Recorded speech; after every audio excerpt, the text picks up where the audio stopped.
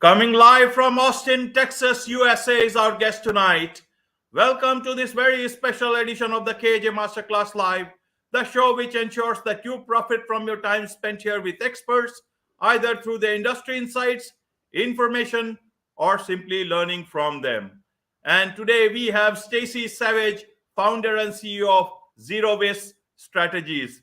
And this is an environment consulting firm specializing in zero waste protocols supporting the circular economy. Welcome to the show, Stacy. Thank you so much. I'm really honored to be here. Right, Stacy. So to understand what exactly is zero waste, so let's start from the basic. People know about how we are very close to. Some people call that we are very close to disaster in terms of climate change, and some people say no. This is so. Let's that be the political debate happening at whatever corner of the world it happens. But as of now, let's look at the waste part of it, and you talk about zero waste. What exactly is zero waste if we look at it from a very common man's perspective? And then you are the founder of Zero Waste Strategies. Please do also help us understand what exactly your company. Sure. So zero waste is a business efficiency concept, and it is something that helps businesses reduce waste on site. So at their operations, whether that's in their purchasing department or what goes out to the dumpsters hauled away by the trash companies. It's really reducing everything that comes into your business. So there's not so much that's going out of your business. Globally defined, zero waste is a 90% waste reduction, keeping those materials out of landfills and incinerators and putting them back into a useful system called the circular economy. Circular economy is a new way of doing business, a new way of creating jobs through the materials that we have already extracted from the earth, refined and mined and made into a product and shipped, overseas or wherever.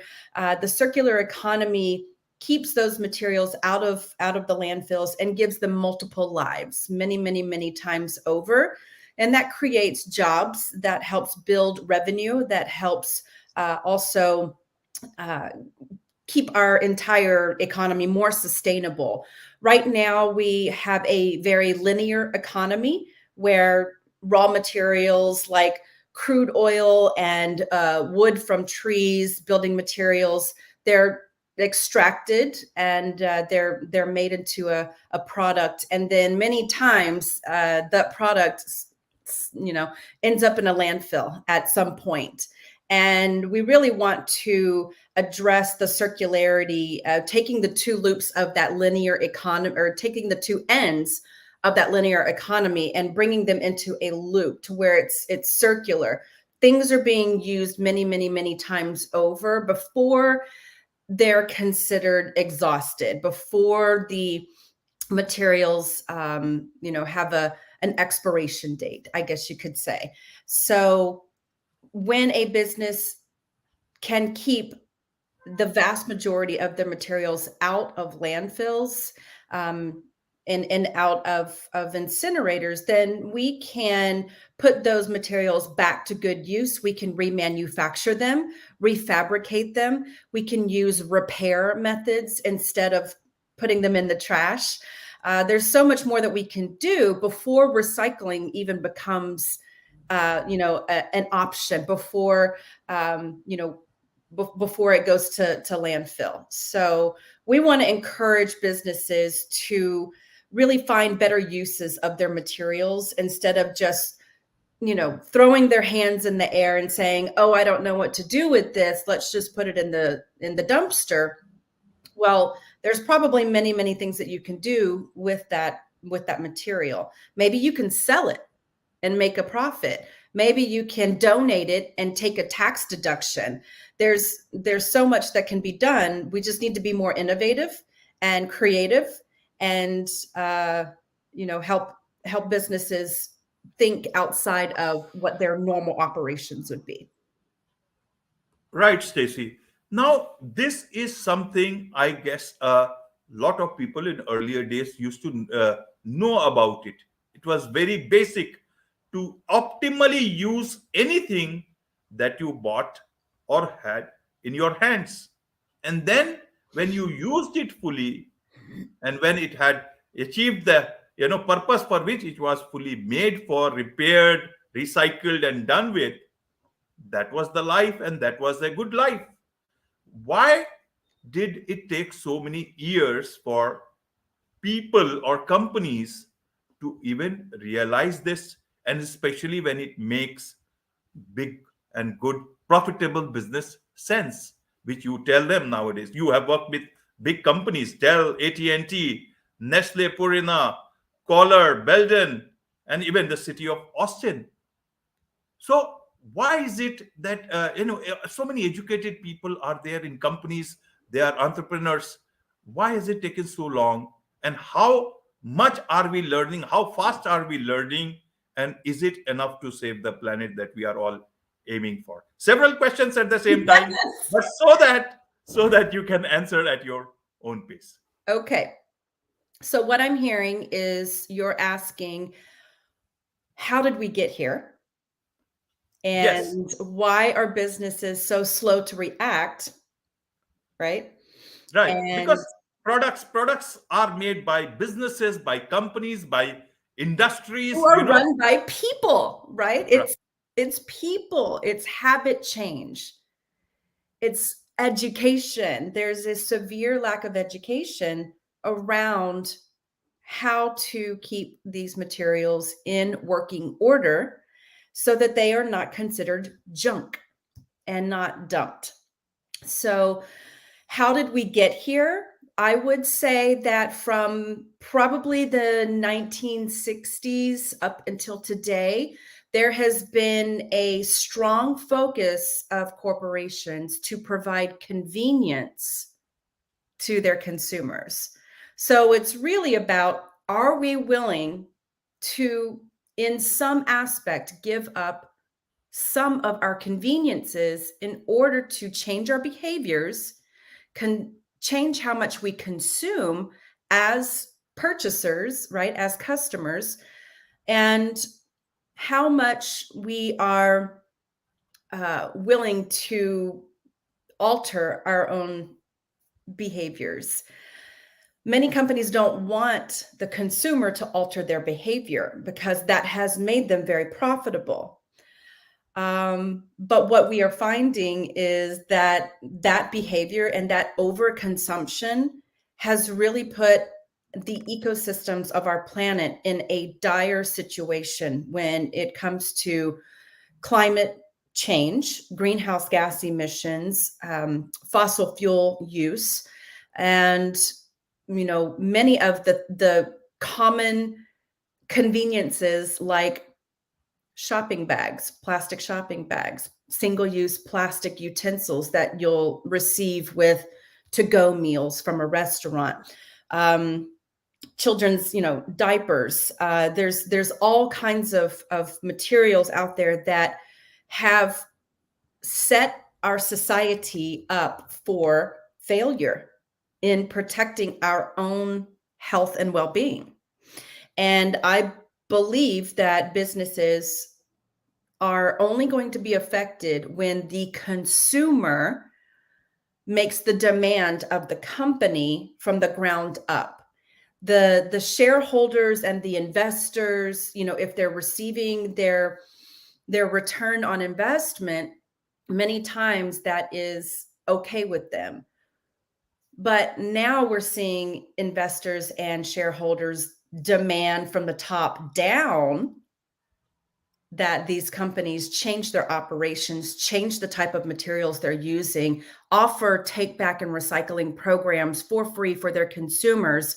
So you can see that the customers are squeezing, and from the top up, from the bottom up, and then the executives and the middle management are being squeezed from the top down the shareholders and the investors to really squeeze that middle operational efficiency, really make it much more cost effective and less wasteful. So that's, I believe, how we've gotten here.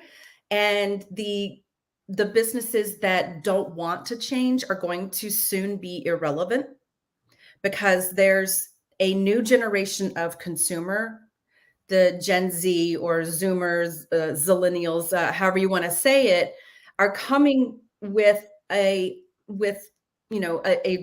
strong collective purchasing power as a generation, but they're saying we won't buy your products if they aren't green.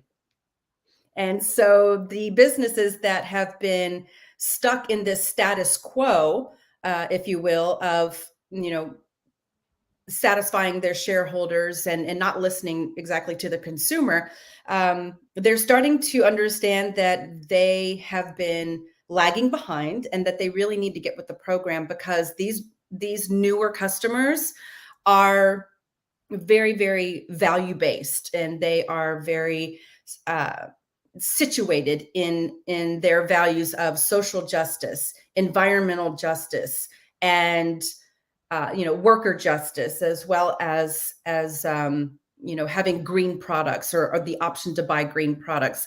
They are not exactly brand loyal these days, like we used to be back in the day. Whenever I was younger, we would only buy one brand of car.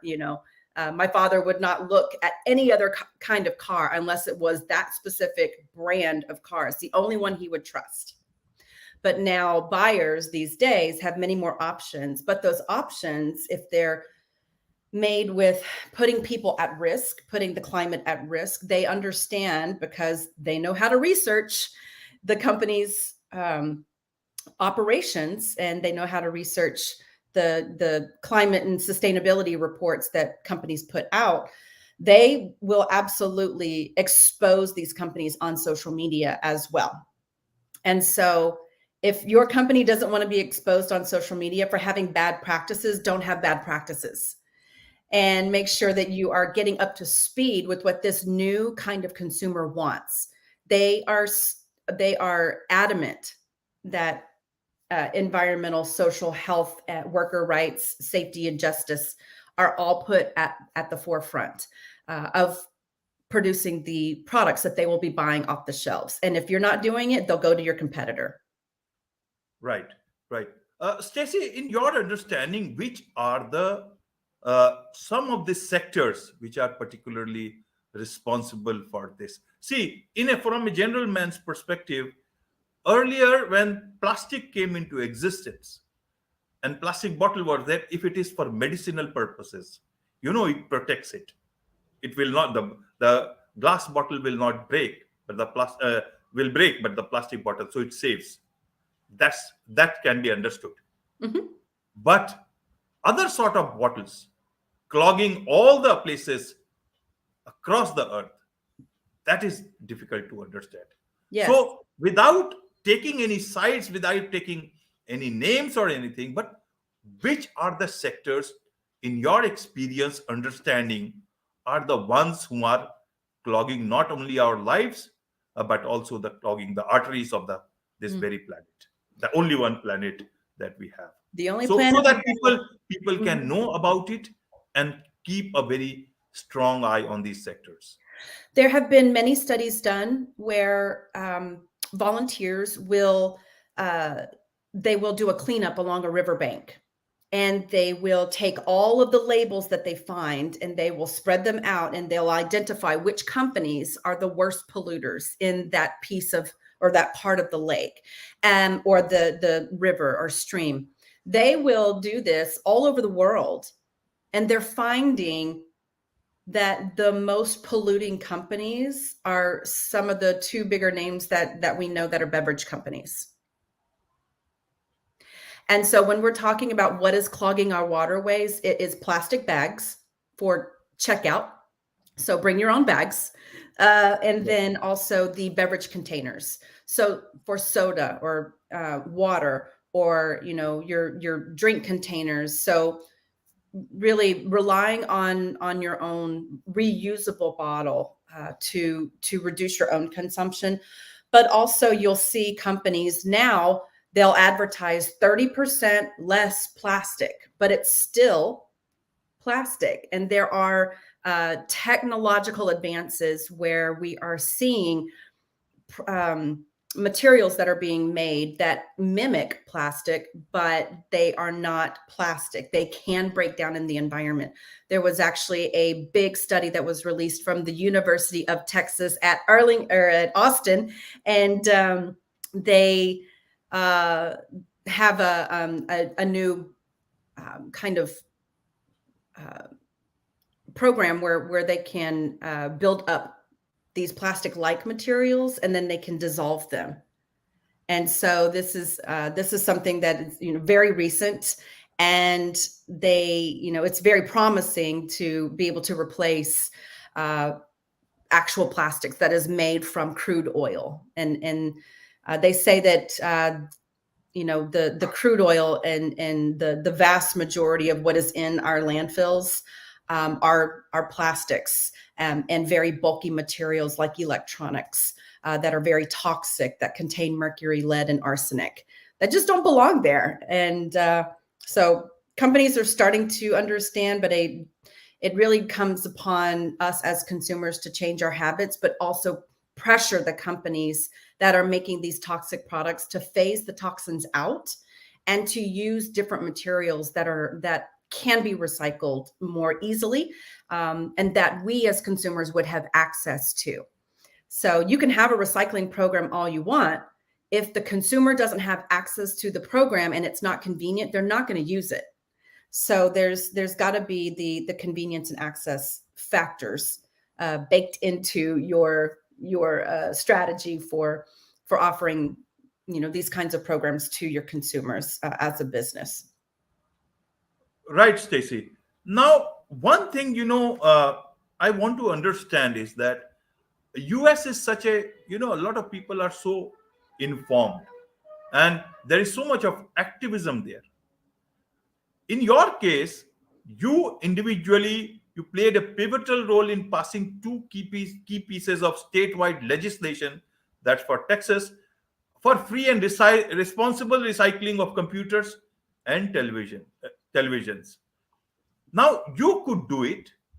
You could get two legislations passed for such a great thing.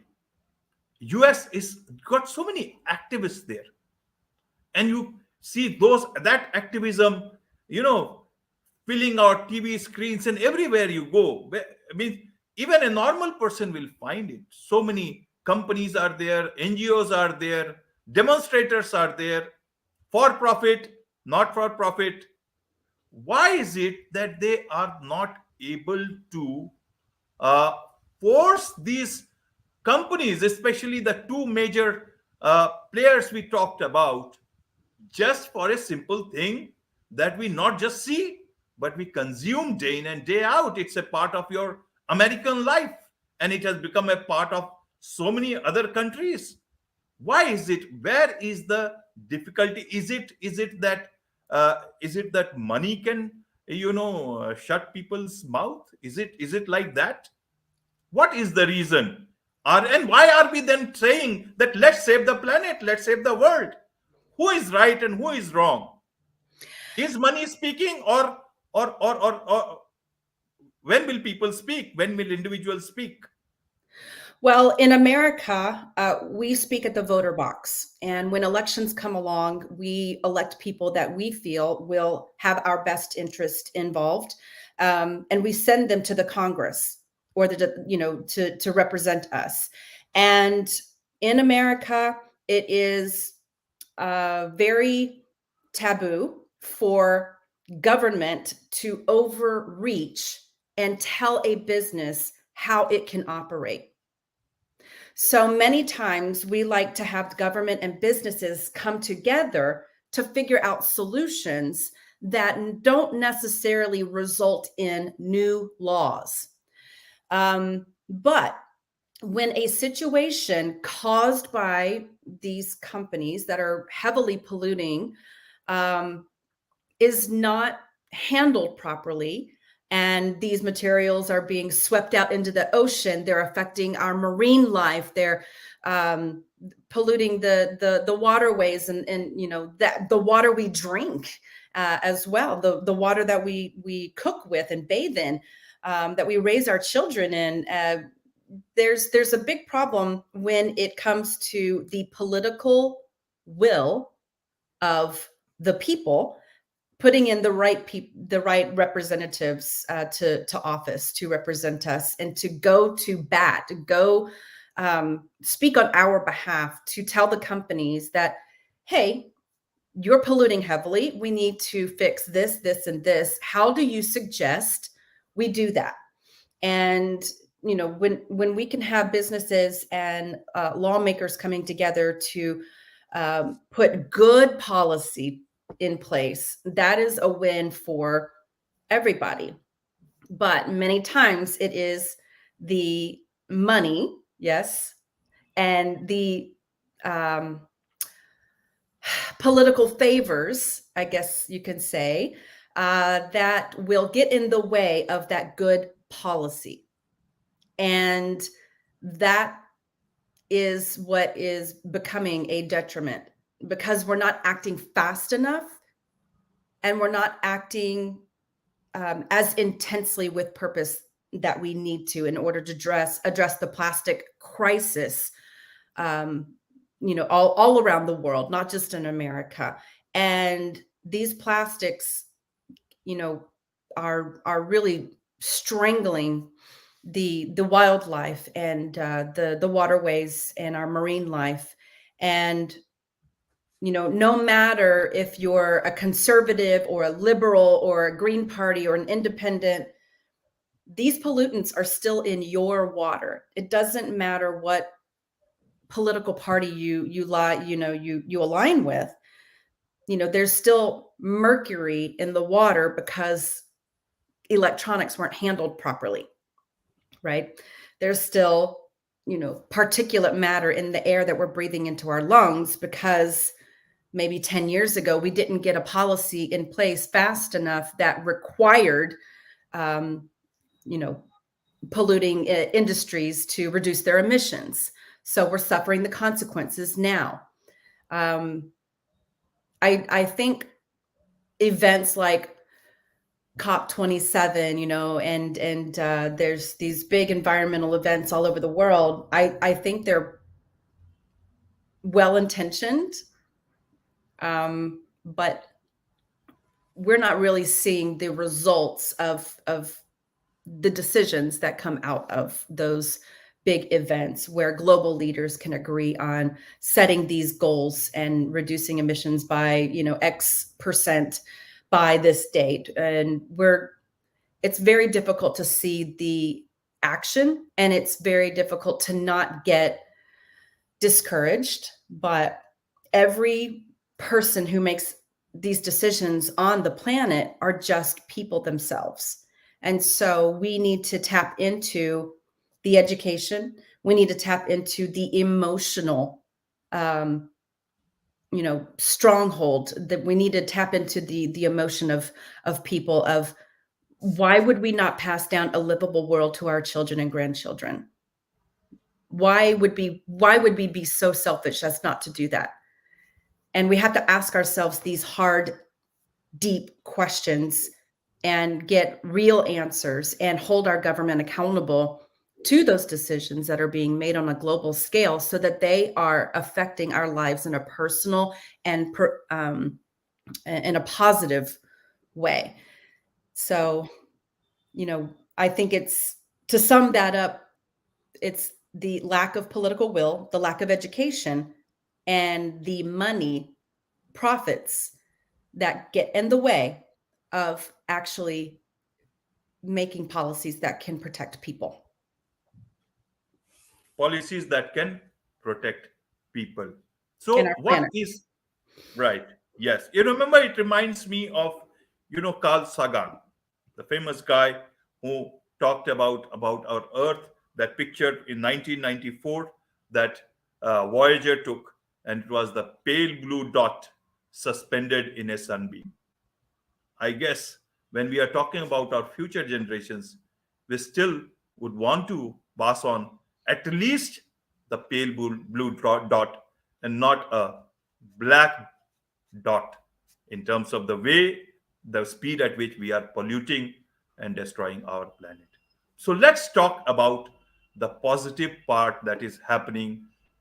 Is zero waste the answer to this problem? Because if industries or businesses are the major, say, contributor to this, uh, to this problem, then if we move towards zero waste, or they are saying that ESG investing and all that stuff, then is that the answer? Will that slow down our process, or reverse, even maybe reverse that move towards the danger that we are calling as climate crisis, or even the destruction of the planet? How do you see that? How do we retrace our steps, the deadly steps that we have taken already? Right. I believe that zero waste is part of the answer. It is a more responsible management of the materials that we have already extracted, refined, and made into products that people have already bought. And so burying these materials in a landfill or burning them in an incinerator is the end of the life. It is a one use kind of trajectory. It's purchase, the product, use it, dump it because it broke. And that's planned obsolescence, right? Sometimes the companies plan for things to break in a certain amount of time so that you either buy a new one, or you just can't use it anymore. Preferably, they would prefer that you buy a new one from them. I remember when I was 17 years old, I got a television for my high school graduation, and I was heading off to college. And so I had that same television set for 18 years before we switched over to, better technology, I guess you could say.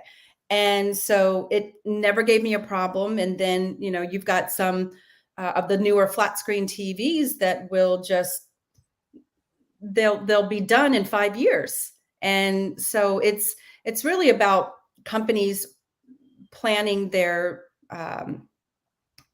products more long term, so that we don't experience the breakage, so that we don't have to buy new products. To me, that's just very lazy in a marketing scheme, to rely on your product breaking in order to reap more profits, because somebody has to buy new again. And to me, that, if you had better marketing, you would get new customers in that want to experience your product, and that can rely on your product. But at the rate that we're going, the more things that break in a quicker amount of time, the more profit companies can make. And that's really some of the key drivers of their production operations. And to me, again, that's not something to be very proud of, unfortunately. Right, And right, so I don't think zero waste is the solution. It is part of the solution. If you'll think of the circular economy as a wheel, maybe a gear that has many little cogs, many little, teeth. Zero waste is a piece of the cog, piece of the gear. You have energy efficiency, right? You have water efficiency. You've got building upgrades and retrofits. There's all kinds of things that we can put into the economy to make it circular. And so it's not circular economy as this thing. It's what do we put into the economy to make it into a loop, instead of that linear, process. And so, um, zero waste is the most responsible way to manage your materials that you would normally send to the dump or to an incinerator. It is putting it back into the system, into the circular system, so that we have less mining, less refining, right? And that we can use those materials to make new products through remanufacturing, refabrication, repair, reuse. There's all sorts of kind of words that we can use before recycling is even an option. Recycling is at the bottom of the materials management pyramid for a reason, because you typically have to pay for that service. But many times these other higher and better uses of the materials can be free, through donations and through you know um, remanufacturing processes, and to keep the jobs local, to keep the materials local. If the US keeps sending their materials to Mexico, India, China, Lagos, Nigeria, we're getting rid of our materials because we don't want to look at it. We don't want to see it anymore. But we're just dumping our problem on somebody else's land. And that's not fair for us to do that to other countries.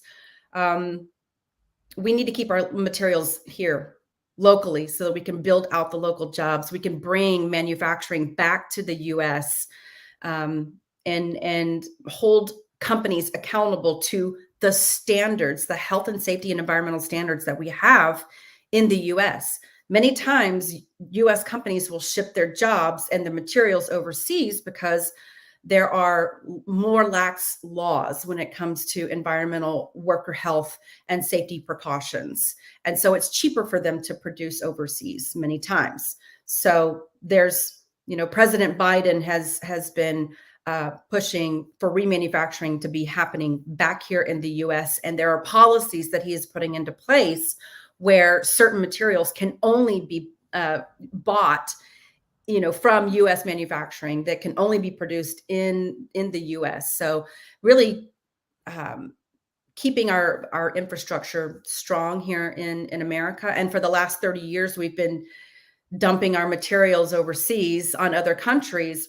We haven't had the infrastructure built up for more recycling, food waste and yard waste composting, those kinds of things that can build an entire local economy around materials management and being much more responsible, rather than putting our problem in somebody else's country. Right, right. And even if you dump on other countries, at the end of the day, it's one earth. It's the same earth, Right. whichever corner, if you look at it in that Absolutely. manner. Now, whatever way the situation is, Stacy, uh, what is it that citizens like you and me, you are a very conscious citizen, you are a recycling nerd, as they say, for the last 20 years or so. You started this company in zero waste strategies in 2013. So you are a very conscious, citizen, global citizen, I can certainly say that way. But what about people like me, people like a lot of places? They can find the right way to do something for the planet amidst all these debates. Some people say climate change problem, somebody say no, it's a part of this whole process of this the way it has been. And again, now the new whole debate is happening about the electric vehicles and the fossil fuel, and all that fight that's going on. So it can numb your senses, and you can find it very difficult to find the right path. So what would you say to listeners, so that they are not disheartened, they can look at life much more positively and continue to contribute in their fight to save the only planet and the lonely planet that we have? I would say, well, three things. Number one, if you can get out into nature, you can reconnect with what we are trying to save. And that connection helps you in your daily life make better choices. Number two is contact companies that do not have good green sustainable policies. If you come across a company that is been, highlighted in the news lately about their destructive practices, this is where you can become active as a consumer.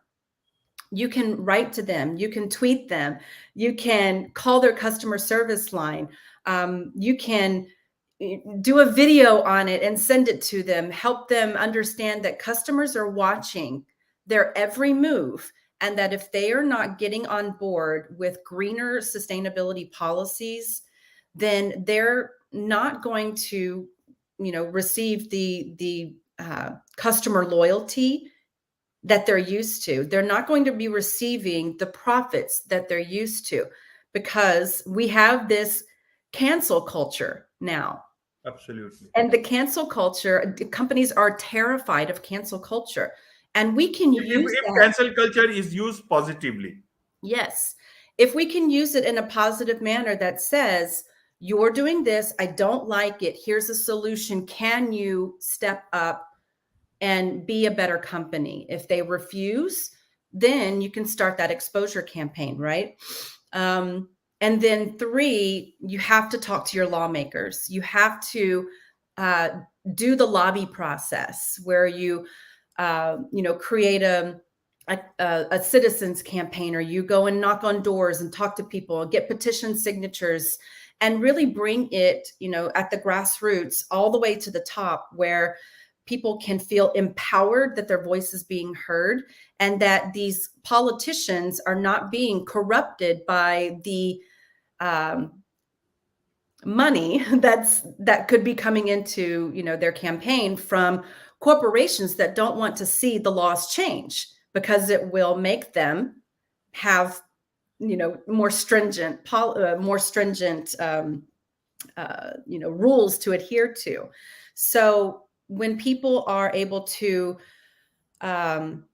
gather a lot of public outcry, and they're able to take that to their local or state or federal government to say, we need representation on these issues. This is how my community is being affected. This is how we are being, our health is being affected. This is why my child has XYZ disease, or asthma or whatever. There's many things that people can do, but really it's the collective organizing and being able to change policy with the public's health and safety in mind. And that is not going to be led by the corporations that are making billions of dollars off of polluting our planet. It has to come from the consumer to change the policies or the operations and put enough pressure on the companies that are operating under bad policies. It also has to come from the people to organize and put the correct people during election time into the office that they're seeking, in order to appropriately represent the people, their constituents, their voters, and to hold them accountable when they are in office. And that takes a lot of organizing. It takes a lot of volunteer hours and effort, but it can be done. And when there's a lot of people doing the work, every single person does a smaller amount. Right. But it's powerful, very powerful. Yeah. Smaller amount each person, but very powerful. So all those companies who want to, or are believing in this zero waste stuff, how can they connect with you? Actually, for you to guide them, to take them towards a path of being responsible companies. Right. So Zero Waste Strategies offers a 3-tier system. Our first tier is online 6-week training. It's kind of a Zero Waste 101, kind of a boot camp, if you will. And we take the very large concepts and bring it down to how it will affect that person's specific business. And it's go at your own pace. And we have, the opportunity to meet with like-minded business owners and managers who also want to go on this journey of greening up their business for stronger profits and revenue, and to protect, the planet.